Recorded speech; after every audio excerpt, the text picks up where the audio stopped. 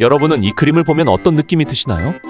파란빛과 노란빛의 색이 어우러져 밤하늘로 빨려 들어갈 듯한 느낌을 자아냅니다. 네, 그렇습니다. 너무나도 유명한 빈센트 반 고흐의 별이 빛나는 밤입니다. 그런데 여러분, 이 작품이 알코올 중독으로 탄생한 그림이라면 믿겨지시나요? 고흐가 즐겨 마셨던 압생트라는 술은 황시증이라는 부작용을 불러왔습니다. 황시증은 세상이 온통 노랗게 보이는 병입니다. 압생트 중독이었던 고흐는 이 황시증에서 오히려 영감을 얻었다고 합니다. 실제로 해바라기, 까마귀가 나는 밀밭, 노란집, 밤의 카페 테라스 등 고흐의 작품에는 노란색 화풍이 자주 등장합니다. 고흐가 압생트를 즐겨 마셨던 배경에는 가난한 예술가로서의 삶이 자리하고 있습니다. 고흐는 33살이 되던 1886년 네덜란드에서 파리로 상경합니다. 당시 파리는 유럽을 대표하는 도시로 크게 성장하고 있었습니다. 에펠탑도 이때 지어졌죠. 사람들은 파리의 문화와 예술이 번성했던 이 시기를 벨 에포크라고 부르기도 합니다. 벨 에포크 시기 파리는 유럽 전역에서 사람들이 몰리면서 땅값이 크게 뜁니다. 어쩔 수 없이 에드와르만의 고흐와 같은 가난한 예술가들은 몽마르트라는 달동네로 밀려나게 됩니다. 당시 파리는 땅값뿐만 아니라 술값도 굉장히 비쌌습니다. 생산 차질로 와인의 공급량이 줄었기 때문이죠. 그래서 스위스에서 넘어온 값싼 압생트가 유행하기 시작합니다. 압생트는 녹색 악마라는 별명을 얻을 정도로 독했습니다. 도수가 40에서 70도인 반면 잡초처럼 잘 자라는 향수구로 만들어져 가격은 저렴했습니다. 가성비 좋은 이 술은 가난한 예술가들의 마음을 사로잡았습니다. 소설가 오스카 와일드와 해밍웨이, 시인 랭보와 보들레르, 화가 피카소와 마네까지 압생트에 빠지게 되고 고흐도 압생트에 탐닉하게 됩니다. 문제는 압생트의 주원료인 향수계는 산토닌이라는 성분이 들어있었다는 겁니다. 산토닌은 과다 복용을 하면 황시증을 불러왔습니다. 고흐는 압생트 때문에 만신창이가 됐고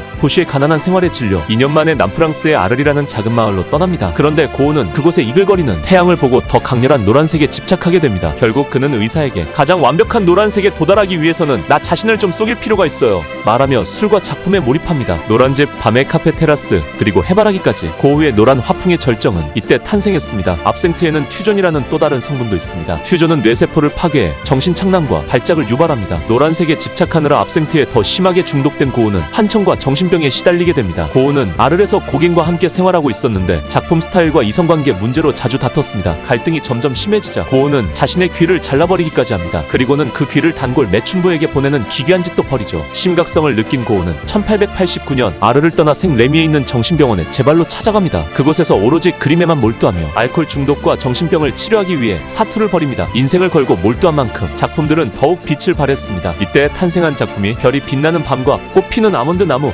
그리고 아이리스입니다. 하지만 우울증마저 앓고 있었던 고흐는 안타깝게도 1년 뒤 병을 치료하지 못하고 자살해버립니다. 그의 나이 37세였습니다. 그의 예술이 인정받은 건 그가 죽고 나서 10년도 지난 뒤였습니다. 여러분도 이제 이 그림을 보면